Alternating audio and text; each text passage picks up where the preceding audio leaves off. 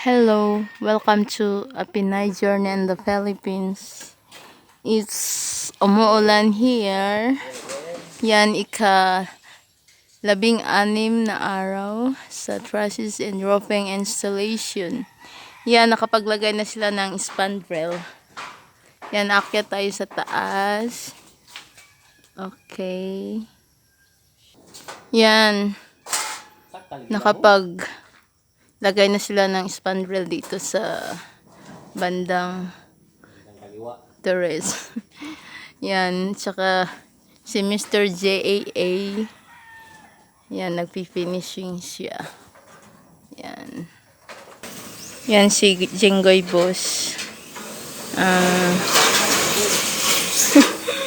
Taga-putol sa spandrel. Yan.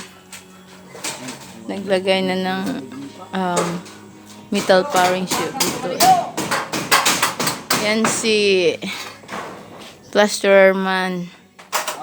Yung taga Cebu. Yan. So, yan, inuna niya yung beam kasi maglalagay na sila ng spandrel.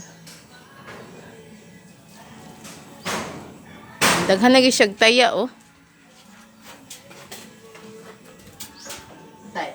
Okay, bababa na tayo.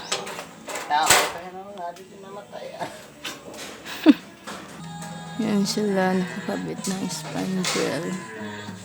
Yan si Kuya Bitay.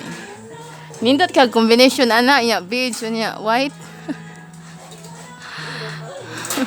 May pag beads lang tanan no, kay nice man siya. Yan, so mahirap pala magkabit ng spandrel. Yan. Mahirap pala. So, hindi mainit dito today kasi makulimlim. Yan. So, ngayong araw na to, nakakabit sila ng spandrel dito sa Balisbisan.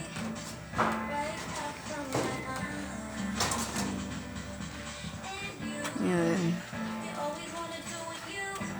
So, puntahan natin yung nagpipinising. I-check natin.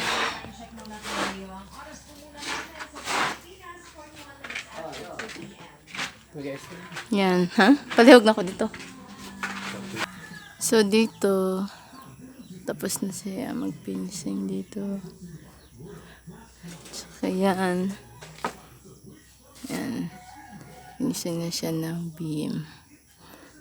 Ang bilis niyang gumawa. Parang kidlat. Ang bilis. Yan. Wala siyang helper ngayon.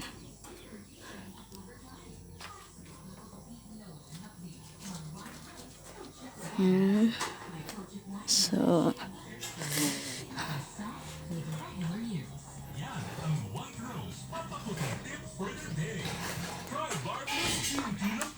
okay.